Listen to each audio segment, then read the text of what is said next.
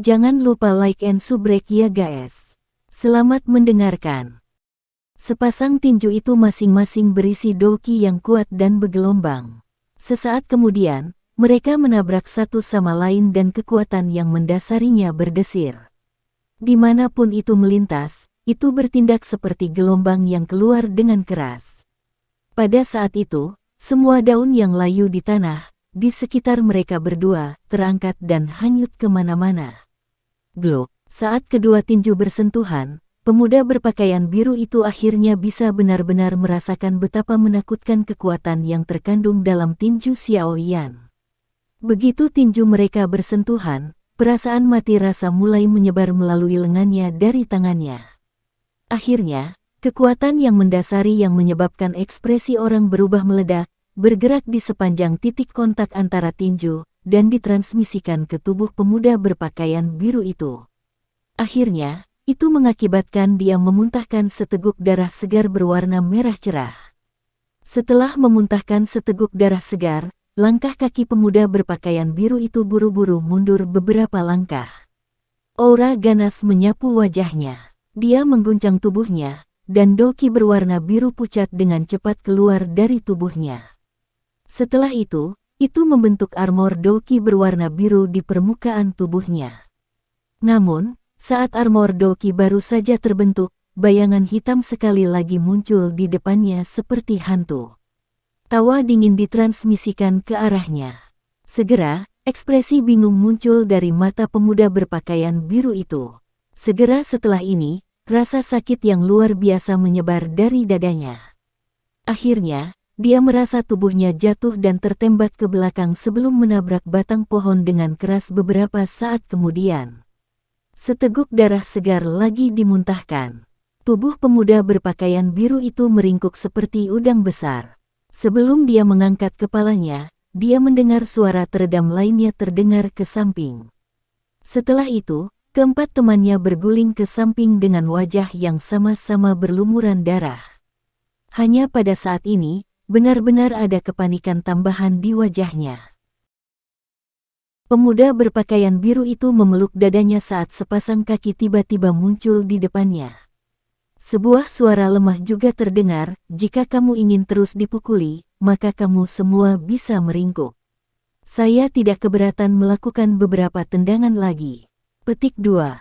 Ketika dia mendengar kata-kata ini, seluruh tubuh pemuda berpakaian biru itu bergetar.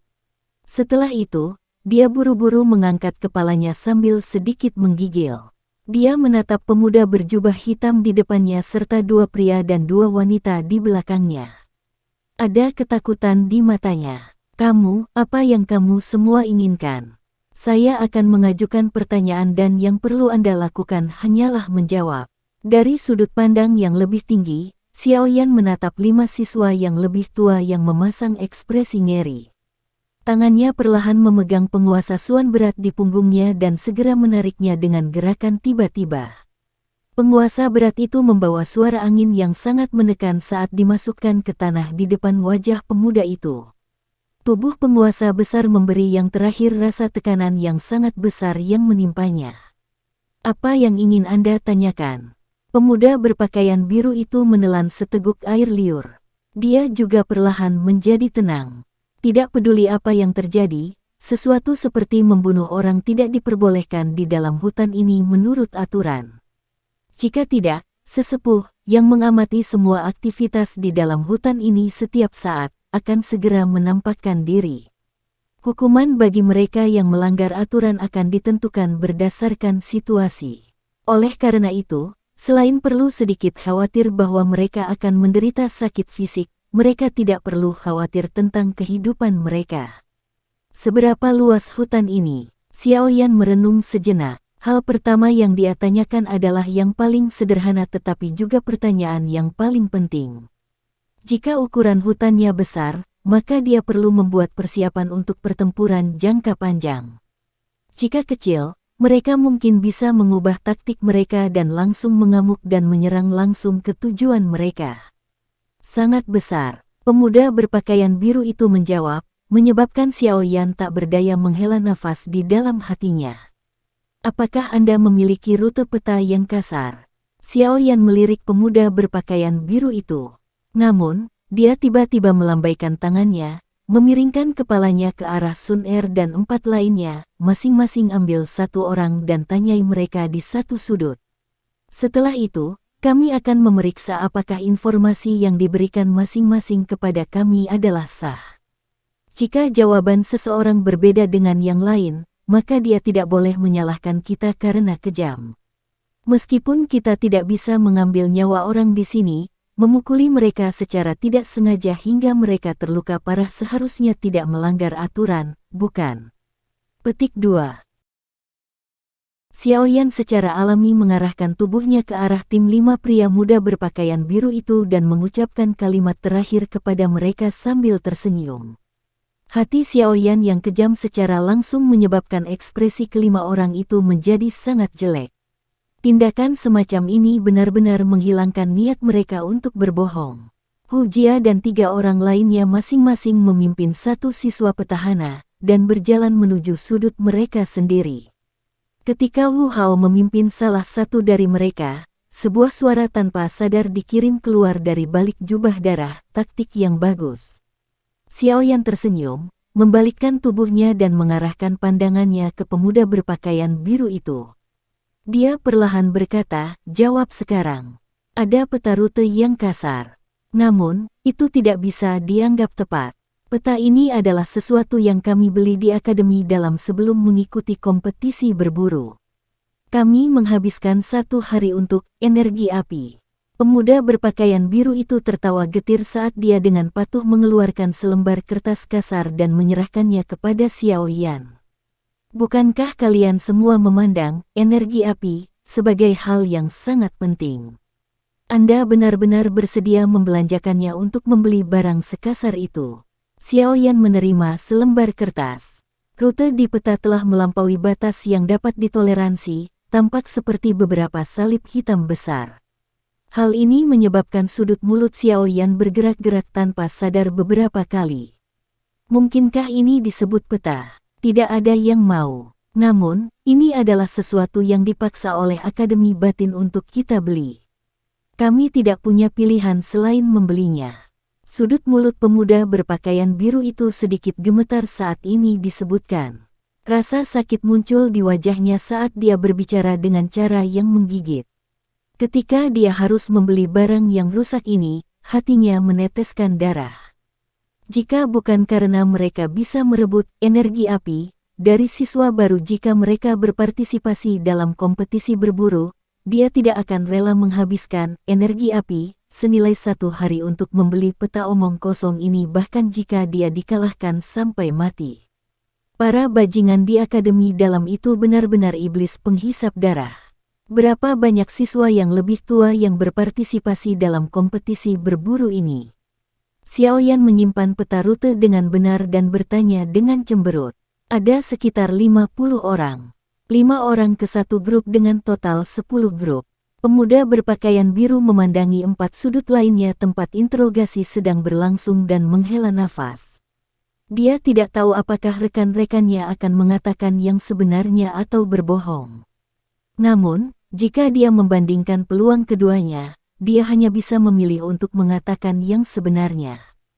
Seperti apa kekuatan mereka? Apakah mereka kira-kira sama dengan Anda semua?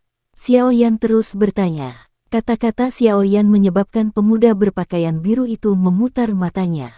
Apa yang kira-kira sama dengan kalian semua? Ada 8 kelompok yang kurang lebih sama dengan kita. Kami semua adalah siswa yang masuk akademi dalam tahun lalu. Masih ada 2 kelompok lagi, yang merupakan siswa yang lebih tua dari tahun sebelumnya. Mereka telah tinggal di akademi dalam lebih lama dari kita. Karena itu, kekuatan mereka lebih kuat dari kita. Saya pikir mereka mungkin sekitar level Anda. Pemuda berpakaian biru memandang Xiao Yan agak aneh, tampaknya bergumam pada dirinya sendiri tentang mengapa siswa baru ini sebenarnya begitu kuat. Perlu diketahui bahwa tahun lalu, ketika siswa baru mereka baru saja memasuki akademi, bahkan beberapa orang yang berada di peringkat 5 besar juga dirampok sekali di hutan ini. Meski mereka memang melawan, Konflik di antara mereka masing-masing setelah itu mengakibatkan mereka kesulitan membentuk balas dendam berskala besar. Karena itu, mereka masing-masing dipisahkan dan dikalahkan. Benar-benar tidak seperti kejadian aneh tahun ini di mana siswa yang lebih tua dirampok sebagai gantinya. Ketika dia memikirkan masalah yang menyedihkan ini, pemuda berpakaian biru itu memiliki dorongan untuk memarahi ibunya. Mereka juga murid baru, tapi mengapa jarak antara perlakuan mereka begitu besar? Hampir sama denganku. Xiao Yan mengerutkan kening saat mendengar ini. Anggota dari dua kelompok ini sekuat dia. Itu agak merepotkan. Tampaknya benar-benar akan ada kesulitan dalam mencoba menerobos kompetisi berburu energi api ini dengan mudah. Kedua kelompok itu sangat mudah diidentifikasi. Semua anggota salah satu grup berpakaian hitam, sedangkan yang lain berpakaian serba putih. Dalam kompetisi berburu energi api, setiap tahun akan ada dua kelompok kuat yang berpartisipasi. Akademi dalam menyebut dua kelompok terkuat ini sebagai stopper jahat hitam putih. Dalam 10 tahun terakhir, tidak ada yang pernah mendengar ada kelompok siswa baru yang mampu menembus rintangan mereka. Ada rasa hormat dalam suara pria muda berpakaian biru itu. Black White Evil Stopper. Xiao Yan mengucapkan nama ini di mulutnya saat dia mengangguk sedikit. Dia berbalik dan bertukar pandang dengan Sun Er dan yang lainnya. Setelah itu, dia menanyakan pertanyaan yang paling penting, apa gunanya yang disebut energi api di Akademi Dalam? Mengapa kalian semua begitu tergila-gila dengan itu? Petik 2. Energi api adalah hal terpenting di Akademi Dalam. Ini juga alasan mengapa kekuatan siswa baru akan meningkat pesat setelah memasuki Akademi Dalam untuk berlatih. Pemuda berjubah biru ragu-ragu sebelum menjawab pertanyaan ini cukup lama sebelum dia tanpa daya membuka mulutnya untuk berbicara ketika Xiao Yan menggenggam gagang penguasa Suan berat dengan tangannya. Di Akademi Dalam, ada api langit menara pelatihan Qi terkubur di bawah tanah. Jika seseorang berlatih di dalam menara, seseorang akan dapat memperoleh efek aneh dari mendapatkan lebih banyak dengan sedikit usaha. Selain itu, semakin jauh seseorang pergi berlatih di menara, semakin cepat kecepatan latihannya. Tentu saja, harganya juga mahal sampai keterlaluan. Jika seseorang ingin memasuki menara pelatihan Sky Flame Qi, seseorang harus memiliki energi api yang cukup di kartu kristal api mereka untuk biayanya. Energi api muncul dalam beberapa hari. Fire Crystal Card yang ada di tangan Anda mampu menanggung biaya pelatihan Anda di menara selama 5 hari. Setelah 5 hari, Anda hanya dapat pergi dan mendapatkan energi api sendiri. Tentu saja, pada hari pertama setiap bulan, Akademi Dalam juga akan memberikan energi api senilai 7 hari kepada semua orang sebagai biaya hidup. Ketika dia mengucapkan kalimat terakhir ini, ekspresi pemuda berpakaian biru itu agak aneh. Wajah Xiao Yan tercengang saat mendengar kata-kata pemuda berpakaian biru itu. Tidak disangka metode pelatihan di Akademi Dalam begitu aneh namun menakjubkan. Jika seseorang ingin memasuki apa yang disebut menara pelatihan Sky Flame Qi untuk berlatih, seseorang sebenarnya perlu membayar biaya. Biaya yang disebut ini adalah energi api pada kartu kristal api. Jika seseorang ingin berlatih, seseorang perlu menggunakan energi api sebagai biaya. Tidak heran jika orang-orang ini mendambakan energi api di tangan kita sedemikian rupa. Xiao Yan tertawa getir. Dia melirik pemuda berpakaian biru dan berkata dengan lembut, lalu bagaimana jika kita menggunakan semua energi api di atasnya? Bagaimana kita mendapatkan lebih banyak? Jangan beritahu saya bahwa kita hanya bisa menunggu sampai didistribusikan bulan depan. Petik 2. Tentu saja tidak. Di Akademi Dalam, Anda bisa mendapatkan energi api dengan berbagai cara. Misalnya, Anda dapat menyapu menara, menyalin gulungan, Biasanya, energi api yang didapat dengan mengandalkan ini terlalu sedikit. Oleh karena itu, beberapa siswa yang lebih kuat akan pergi dan berburu Magical Beast, menggunakan monster core mereka untuk ditukar dengan Fire Energy. Atau, mereka dapat menemukan seseorang untuk ditantang. Selama pihak lain setuju, mereka akan dapat bersaing di arena olahraga akademi dalam. Orang yang menang akan bisa mendapatkan energi api yang dikurangkan dari yang kalah. Singkatnya, ada cukup banyak metode untuk mendapatkan energi api. Namun, ada satu prasyarat. Artinya Anda harus memiliki kekuatan yang cukup. Jika tidak, Anda tidak hanya tidak bisa mendapatkan energi api, tetapi Anda juga akan kehilangan semua yang Anda miliki. Pemuda berpakaian biru merentangkan tangannya, sedikit ragu-ragu. Sebelum melanjutkan, ada satu metode lagi untuk mendapatkan flame energy. Itu untuk naik ke puncak peringkat kuat di akademi dalam. Seperti namanya, ini adalah sistem peringkat yang digunakan untuk mengukur kekuatan seseorang. Itu juga merupakan peringkat yang paling berharga di akademi dalam. Hanya ada 50 nama di peringkat.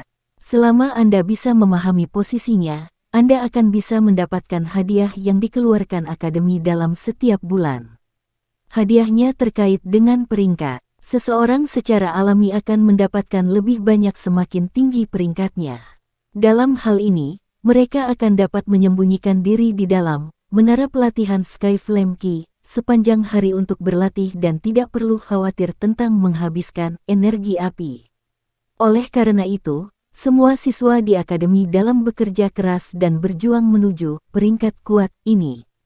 Persaingan itu begitu ketat, sehingga hanya membuat seseorang terdiam. Ada banyak orang yang naik peringkat pada hari pertama sebelum mereka ditarik turun pada hari kedua oleh orang-orang yang sangat menantang mereka. Petik 2. Xiao Yan menghembuskan napas panjang dan mengangguk sedikit. Meski ekspresinya tenang, hatinya sudah mulai terpikat oleh aturan misterius akademi dalam, membentuk antisipasi dan keingintahuan yang sebenarnya. Sistem ekstrim semacam ini memang layak menjadi buayan yang melahirkan orang-orang kuat.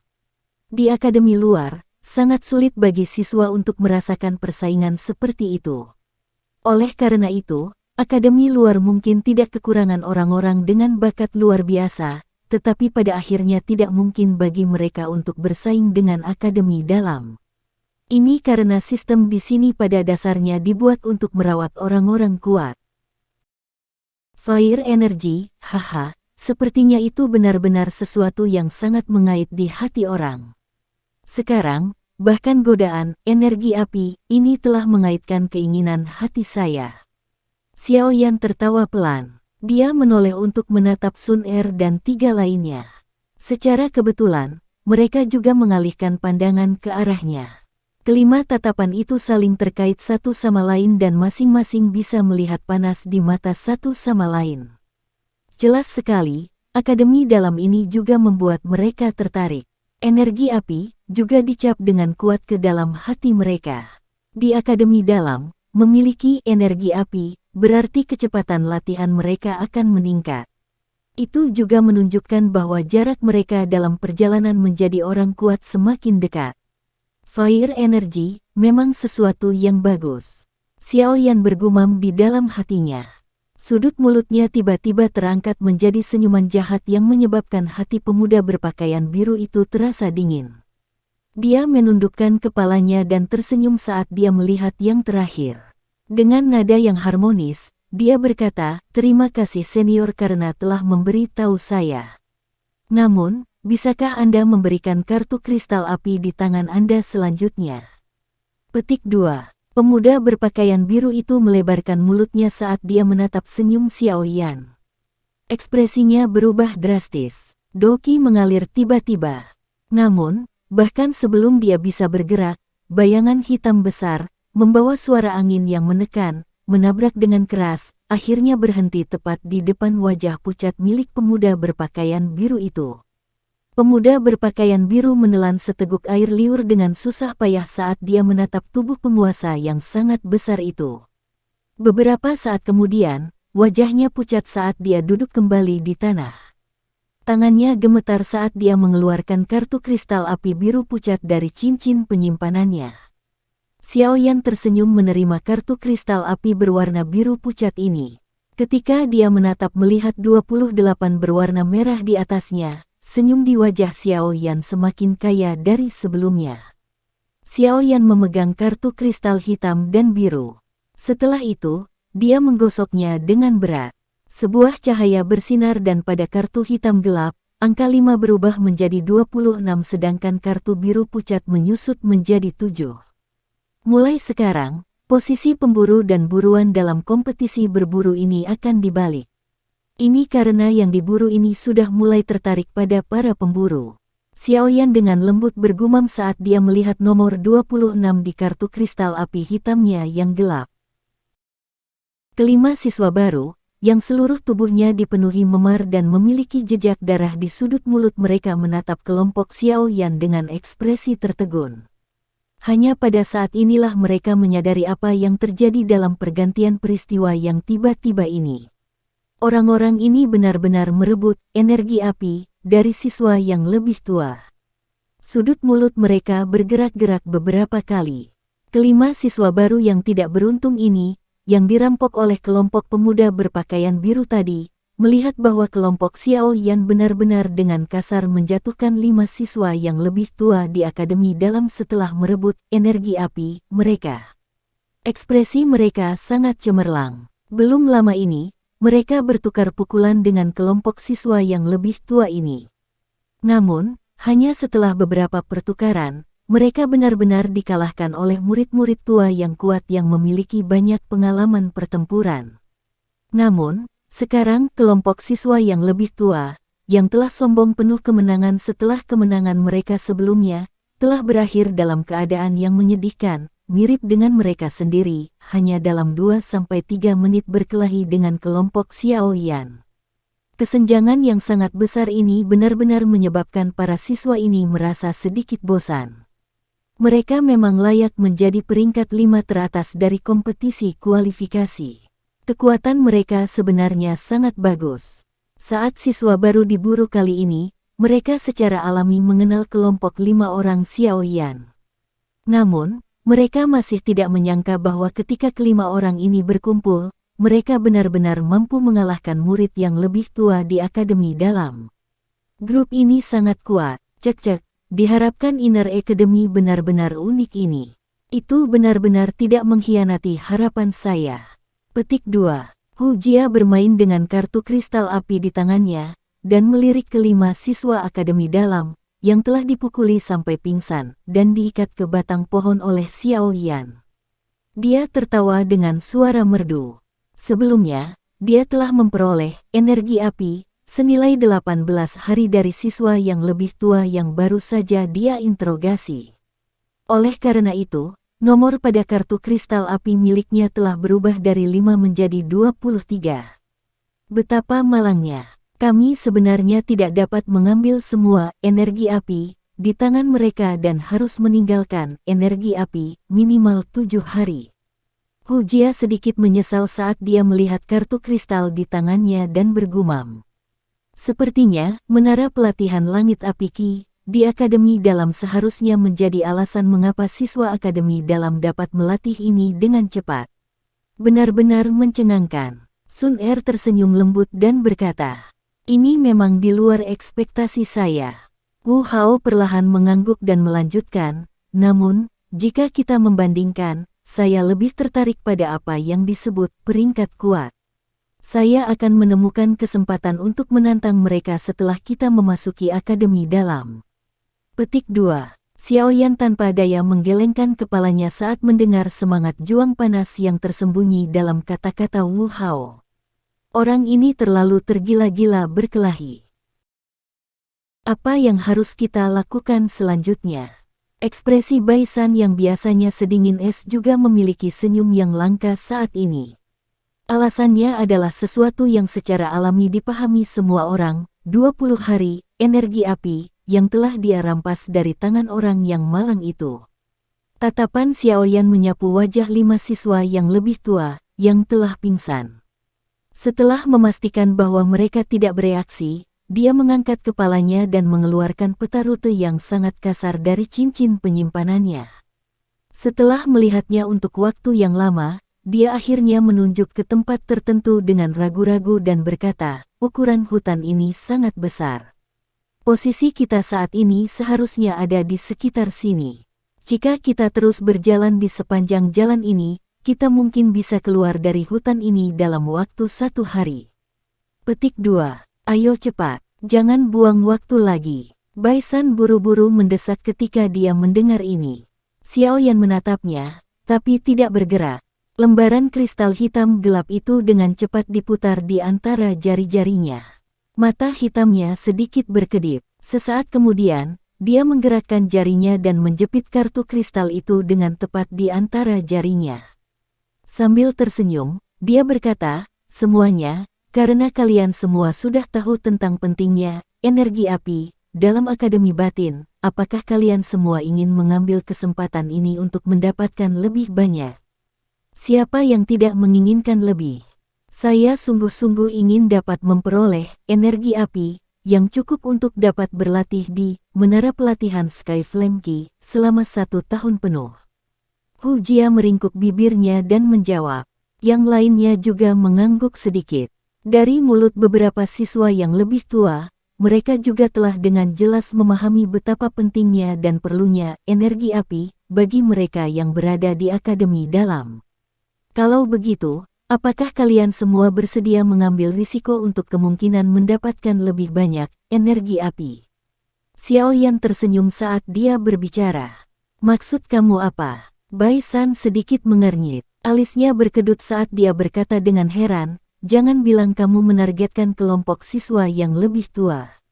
Karena mereka bisa merebut milik kita, mengapa kita tidak bisa merebut milik mereka?" Xiaoyan tersenyum tipis dan melanjutkan, "Selain itu, jika kita melihatnya dari segi kekuatan, dengan pengecualian dari 2 kelompok yang disebut Black White Evil Stopper, salah satu kelompok yang tersisa tidak akan dapat bersaing bersama kami selama kami tidak membiarkan mereka bergabung dan menyerang kami. Inilah kesempatan kita. Apa yang kamu katakan? Apakah Anda berani mencobanya?" Petik 2. Hu Jia, Wu Hao, dan Baisan terdiam saat mendengar kata-kata ini dari Xiaoyan. Sun Er tertawa lembut dan masih berdiri di sisi Xiaoyan, menggunakan tindakannya untuk mengekspresikan pilihannya. Keheningan berlanjut sejenak. Wu Hao adalah orang pertama yang menganggukkan kepalanya saat dia menjawab dengan suara yang dalam, "Hanya ada hadiah jika ada resiko. Selama kamu berani melakukannya, aku tidak akan meringkuk sedikit pun." Petik 2. "Ah, orang gila. Baiklah, baiklah, yang memintaku untuk juga sangat menginginkan energi api." Hu Jia merentangkan tangannya dan berbicara tanpa daya. "Baiklah, aku juga tidak keberatan." Melihat bahwa semua orang telah setuju, Baisan melirik kartu kristal di tangannya sekali lagi sebelum mengatupkan giginya dan berkata, "Aku akan berusaha sekuat tenaga." "Baiklah, karena semua orang telah setuju, maka ini akan menjadi arah kita untuk saat ini." Xiaoyan bertepuk tangan dan tersenyum. Dia segera ragu-ragu sedikit sebelum berkata dengan suara yang dalam, "Namun, sebelum kita mulai, saya akan mengatakan ini dulu. Haruskah kita tidak terlebih dahulu memutuskan bagaimana kita harus mendistribusikan energi api jika kita berhasil mendapatkannya dari kelompok lain sekali lagi? Saya tidak ingin situasi di mana grup pecah karena distribusi yang tidak merata." Petik 2. Baisan dan yang lainnya kaget saat mendengar ini. Mereka langsung mengangguk. Jika masalah ini tidak diselesaikan dengan benar, itu mungkin benar-benar mengakibatkan kelompok tersebut pecah. Jika kelompok itu pecah di tempat semacam ini, siapapun di antara mereka tidak mungkin dapat mengandalkan kekuatannya sendiri untuk berhasil keluar dari hutan. Yang dibutuhkan di hutan ini adalah kerja tim dan bukan keberanian satu orang. Bagikan secara merata. Jika ada contoh di mana ada distribusi yang tidak merata, kami akan memberikan kompensasi kepadanya terlebih dahulu. Apa yang kalian semua katakan? Sun Er merenung sejenak sebelum membuka mulutnya untuk berbicara. "Saya tidak keberatan." Hu Jia dan Wu Hao mengangguk. Segera setelah itu, Baisan juga mengangguk setuju. Karena ini masalahnya, maka mari bertindak sesuai dengan pola distribusi ini. Xiaoyan menghela nafas lega di dalam hatinya. Dia melihat bahwa masalah mereka yang paling realistis, yang juga paling mudah untuk memecah kelompok, telah diselesaikan dengan begitu mudah. Dia membalikkan badannya untuk melirik ke 5 siswa baru, yang wajahnya penuh memar, tidak jauh dari situ. Dia melambaikan tangannya dan melemparkan beberapa botol giok. Ini adalah obat penyembuhan. Mereka akan membantu mengurangi luka luar Anda. Petik 2. Para siswa baru bergegas untuk menangkap obat penyembuh yang dilemparkan Xiao Yan. Mereka tercengang. Perasaan hangat mengalir di hati mereka saat mereka mengangguk ke arah Xiao Yan. Mata mereka dipenuhi dengan rasa terima kasih. Mengirim arang di salju selamanya merupakan tindakan yang akan dengan mudah merebut hati orang. Mengirim arang di salju, memberi orang apa yang paling mereka butuhkan saat mereka dalam masalah. Xiao Yan secara acak melambaikan tangannya dan memanggil ke arah Hu Jia dan 3 lainnya. Segera, 5 sosok manusia berlari ke semak-semak, dan dengan cepat menghilang. Sekarang, yang diburu mulai mencari para pemburu untuk menyerang. Ada 2 pria tua duduk bersila di atas pohon besar di dalam hutan. Tubuh mereka tidak bergerak sedikitpun. Angin sepoi-sepoi bertiup di atas mereka, tetapi pakaian di tubuh mereka seperti baja dan bahkan tidak bergeser, tampak sangat aneh. Pada saat tertentu, kedua lelaki tua, yang matanya tertutup, tiba-tiba membuka mata. Mereka saling memandang dan melihat sedikit keterkejutan dan tawa di mata satu sama lain. Hihi, bagus, mahasiswa baru tahun ini jauh lebih menarik dibandingkan tahun-tahun sebelumnya. Seorang pria tua berjubah abu-abu adalah yang pertama membuka mulutnya saat dia berbicara sambil tersenyum. 5 orang kecil itu seharusnya menjadi peringkat 5 besar kompetisi kualifikasi tahun ini, kan? Kekuatan mereka semua cukup bagus dan potensi mereka luar biasa. Tidak heran mereka bahkan mampu mengalahkan kelompok siswa senior dari Akademi Dalam. Orang tua berjubah biru lainnya mengangguk dan memuji. Anak kecil yang memimpin mereka tampaknya disebut Xiao Yan, kan? Dia cukup berani. Aku suka dia. Pria tua berjubah abu-abu itu membelai janggutnya saat dia berbicara sambil tersenyum. Mendengar percakapan itu, sepertinya mereka telah menyaksikan semua tindakan kelompok Xiao Yan. Mendistribusikan keuntungan setelah kami mendapatkan Crystal Cards. Melihat bahwa kelima orang itu benar-benar mengambil inisiatif untuk maju, senyum di wajah pemuda berjubah hitam itu semakin kaya. Dia menoleh ke 4 orang di belakangnya dan tersenyum saat berbicara. Iya, karena kita sudah aman, maka ayo serang. Untuk energi api. Petik 2. Pemuda berjubah hitam itu tersenyum. Segera, 5 aura kuat Doki tiba-tiba meletus dari dalam hutan lebat. Sekian dulu ya guys. Terima kasih sudah mendengarkan, bye-bye.